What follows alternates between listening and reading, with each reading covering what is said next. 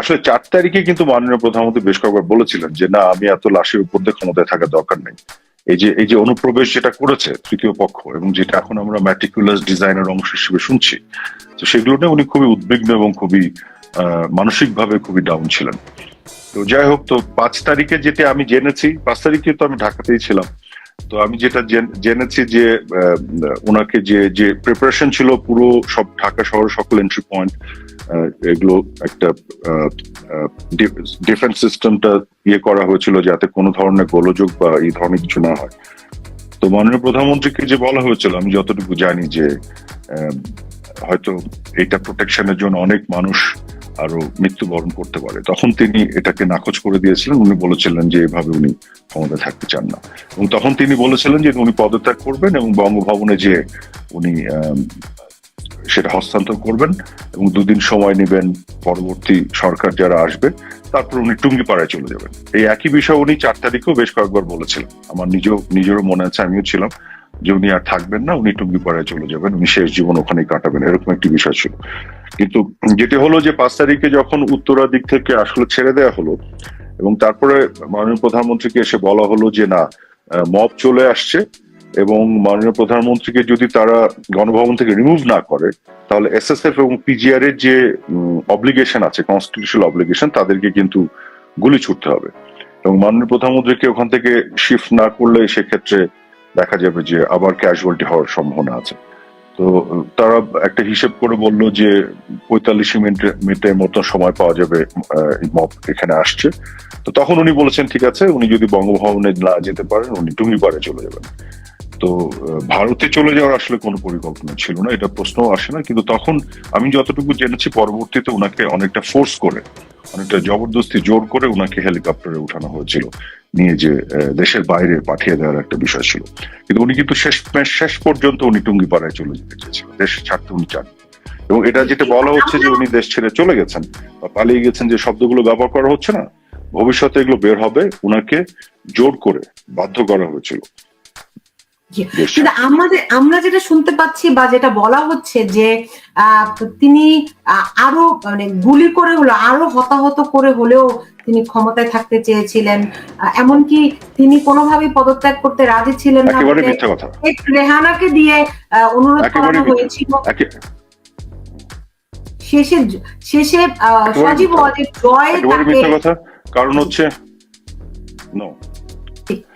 একেবারে মিথ্যা কথা। কারণ উনি তো 4 তারিখেই আপনার বিকেলের পর থেকে কয়েকবার আমাদেরকে বলেছিলেন উনি আর থাকতে চান না। উনি এভাবে বলছিলেন যে আমি দেশ চালাতে পারছি না, এত হচ্ছে, ওদের এত খারাপ লাগছে, ওরা দেশ চালায়, আমি টুঙ্গিপাড়ায় চলে যাবো। উনি ক্ষমতা ছেড়ে দিতে 4 তারিখে বেশ কয়েকবার বলেছিলেন।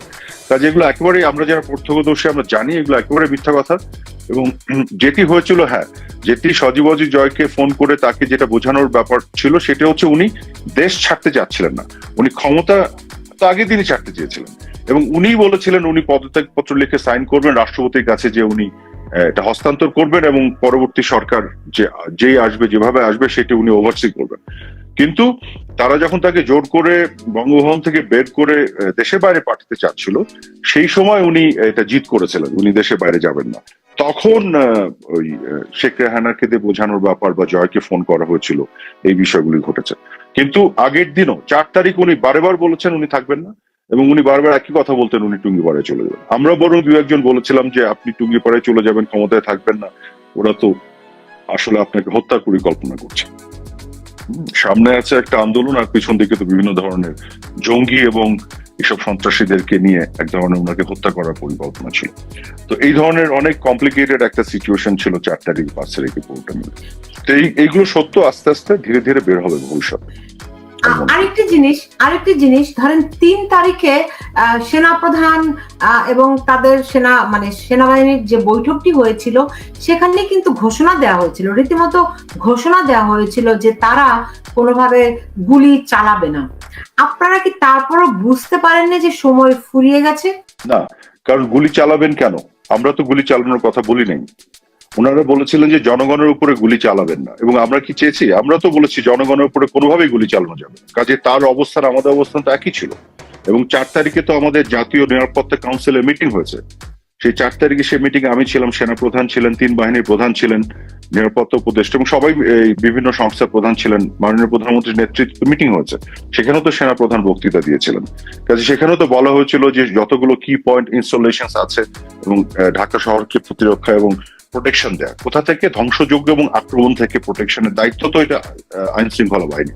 তো সেই একটা শহরকে, একটা রাষ্ট্রকে আপনার সুরক্ষা দেয়া আর জনগণের উপর গুলি চালানো, দুটো তো দুই জিনিস। ওইটার মধ্যে আপনি মেসেজ তো পাওয়ার কোনো সুযোগ নেই, কারণ আমাদের অবস্থান তো সবসময় ছিল যে কোনোভাবে যাতে ক্যাজুয়ালিটি না হয়, কোনো হতাহত না হয়।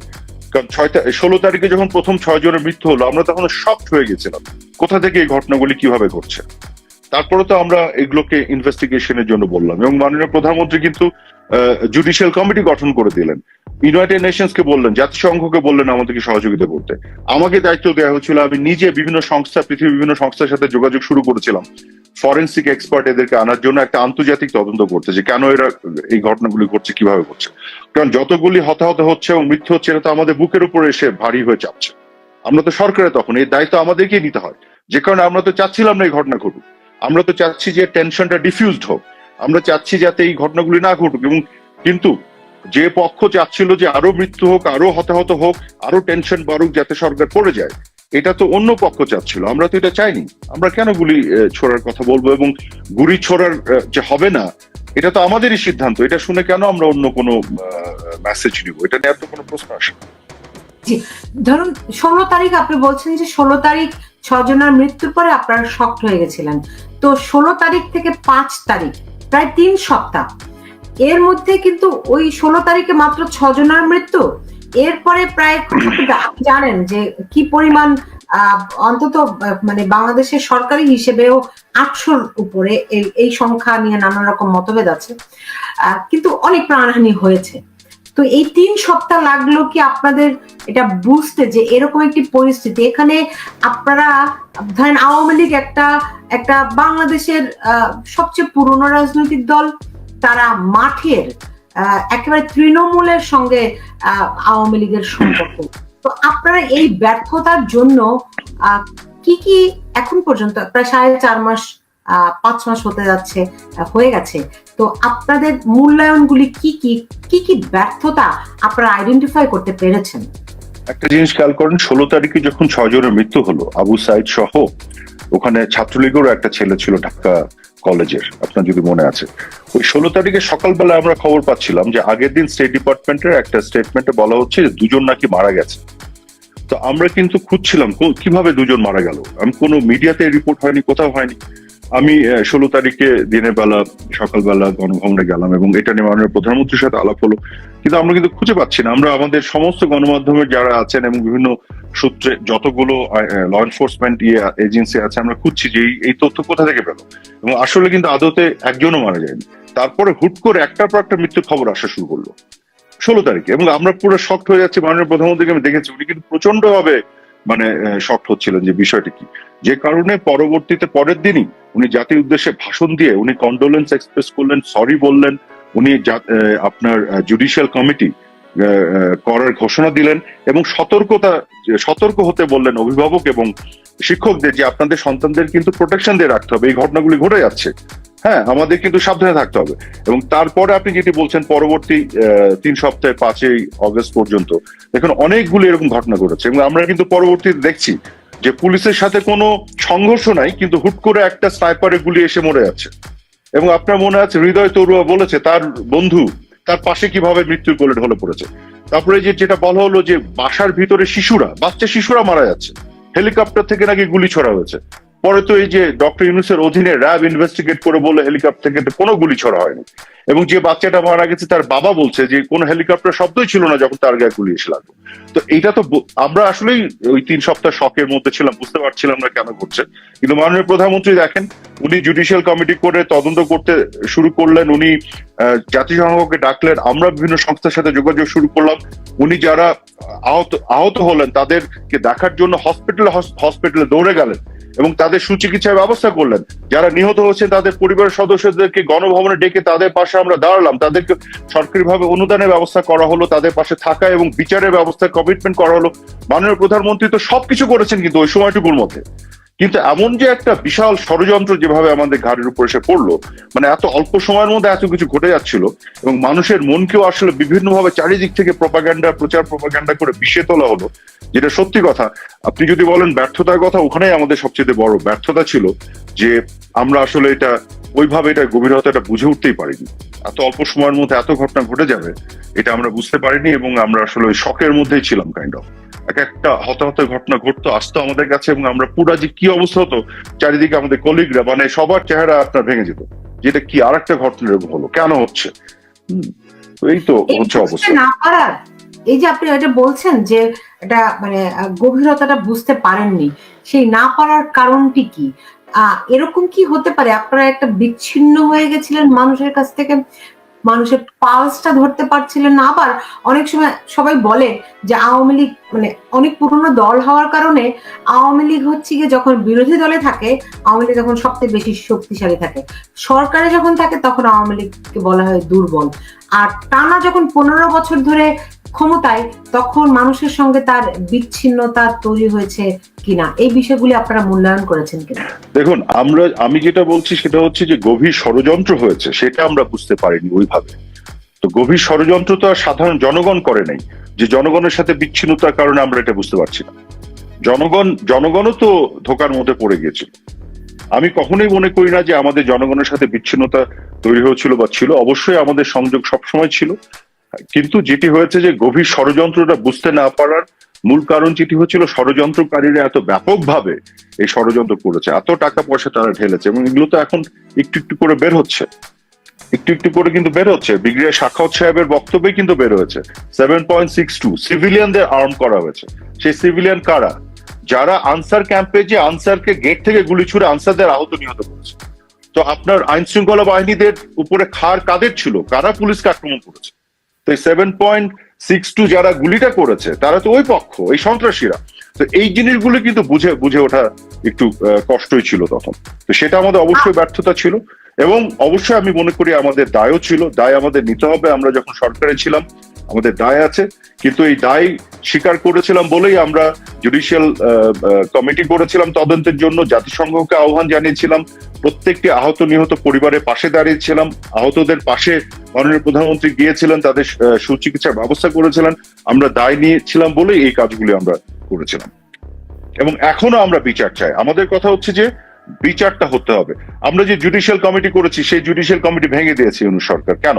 এখন পর্যন্ত তারা কোনো কমিটি করেনি তদন্তের জন্য। জাতিসংঘকে যে আমরাই তো ডেকেছিলাম, তারপরে যাই হোক তারাও ডাকতে বাধ্য হলো, কিন্তু এখন জাতিসংঘকে তারা তথ্য দিচ্ছে না। আপনি কিছুদিন আগে দেখেছেন রিপোর্ট হয়েছে, জাতিসংঘ কিন্তু খুবই, তাদের যে ফ্যাক্ট ফাইন্ডিং টিম কিন্তু খুবই হতাশ যে তারা কোনো কোঅপারেশন পাচ্ছে না। তো কেন এটা হচ্ছে বলেন? মাঝখান দিয়ে আবার কি হলো যে ইনডেমনিটি দিয়ে দিল। কেন ইনডেমনিটি? আমরা তো সকল হত্যাকাণ্ডের বিচার চেয়েছিলাম। আপনি আমাকে বলেন যে এই 5 তারিখে পরে যে ঢাকা ইউনিভার্সিটির তোফাজ্জল, বা আপনার জাহাঙ্গীরনগরের যে শামীম, বা রাজশাহী ইউনিভার্সিটির মাসুদ, বা এই যে কিছুদিন আগে রায়হান এবং মাসুদ রানা যারা জয় বাংলা লিখেছিল, একজন রেকর্ড করেছিল, কুপে মেরে ফেললো, এগুলো দায় নিবে ইউনূস সরকার? শত শত আওয়ামী লীগের নেতা কর্মীকে যে হত্যা করা হলো 5 তারিখের পরে, এত পুলিশ হত্যা করা হয়েছে, এই পুলিশের পরিবারের সদস্যদের তাদের অধিকার আছে না বিচার চাওয়ার? তারা এগুলো দায় নিচ্ছে? আমরা তো নিয়েছিলাম, আমরা তো তদন্ত করেছিলাম, আমরা তো পাশে দাঁড়িয়েছিলাম। এই সরকারের ভূমিকা নিয়ে আপনার কাছে আমি ফিরবো, আমার অনেকগুলো প্রশ্ন আছে, কিন্তু মানে 5ই আগস্ট এবং ওই সময়কার ঘটনাগুলিতে এখনো আমাদের অজানাই। তখন সেনাবাহিনীর ভূমিকা আপনারা কিভাবে মূল্যায়ন করছেন, এবং আপনাদের কাছে কি পুরো পরিস্থিতি সম্পর্কে কোনো গোয়েন্দা প্রতিবেদন কি ছিল নাকি ছিল না? গোয়েন্দা তো আসলে এইভাবে কাজ করে না যে পুরো পরিস্থিতি নিয়ে। হ্যাঁ, একটা তো ছিল, আমাদের তো গোয়েন্দা সংস্থাগুলো তো জানাচ্ছিল যে আমাদের একটা মিটিংও হয়েছিল স্বরাষ্ট্র মন্ত্রণালয়, আমি সেই মিটিং এ ছিলাম। এটা আরো আপনার অগস্টের শুরুতে মনে হয়, বা জুলাই শেষের দিকে, যেখানে কিন্তু প্রতিবেদনগুলো দেওয়া হয়েছে যে যেভাবে মানে আপনার ইভেন ঢাকা থেকে চিটাগং এ যে তেলের যে ট্যাঙ্ক বাহী যে গাড়িগুলো সেগুলোকে আক্রমণ করা হয়েছে, তেলের যে বিভিন্ন ডিপোগুলো সেগুলো আক্রমণ করা হয়েছে, জেলের মধ্যে জেল ব্রেক করে ঢুকে জঙ্গিদের বের করে নিয়ে আসা হয়েছে 800 কয়েদি। তো এগুলো কিন্তু পুরো একটা, আমরা কিন্তু আজ করতে পারছিলাম না একবারে, সেটা না, করছিলাম যে এগুলো তো কোনো শান্তিপূর্ণ আন্দোলনের লক্ষণ না, এখানে তো একেবারে জঙ্গিবাদী একটা মহাপরিকল্পনা নিয়ে তারা নেমেছে এবং এক ধরনের যুদ্ধ ঘোষণা করে। এবং আজকে কিন্তু তারা এটা স্বীকার করছে যে এত পুলিশ হত্যা না করলে, ধ্বংসযজ্ঞ না চালালে আপনার এইভাবে কি তাদের নাকি তাদের কথিত বিপ্লব সফল হতো না। তো কোটা আন্দোলনের বিষয়টা যে একটা জাস্ট কাভার ছিল, হ্যাঁ, পিছন দিকে যে এই ব্যাপারগুলি ছিল এগুলো প্রতিবেদনে উঠে এসছে, একেবারে আসেনি সেটা ঠিক নয়। দেখুন, বাংলাদেশে এর আগেও গণ অভ্যুত্থান হয়েছে, নানানভাবে সরকার পতন হয়েছে, কিন্তু যেভাবে করে আওয়ামী লীগ তাসের ঘরের মতো ভেঙে পড়লো, সবচেয়ে শক্তিশালী দল, সবচেয়ে বড় রাজনৈতিক দল, সবচেয়ে পুরাতন এবং অভিজ্ঞ রাজনৈতিক দল, যাদের নেতৃত্বে বাংলাদেশ স্বাধীন হয়েছে, তারা এরকম করে ভেঙে পড়ে যাবে এবং সবাই আত্মগোপনে চলে যাবে। আওয়ামী লীগ ভেঙে পড়েনি, আওয়ামী লীগ ভেঙে পড়েনি, আওয়ামী লীগ আছে, আওয়ামী লীগ ছিল এবং আওয়ামী লীগ থাকবে।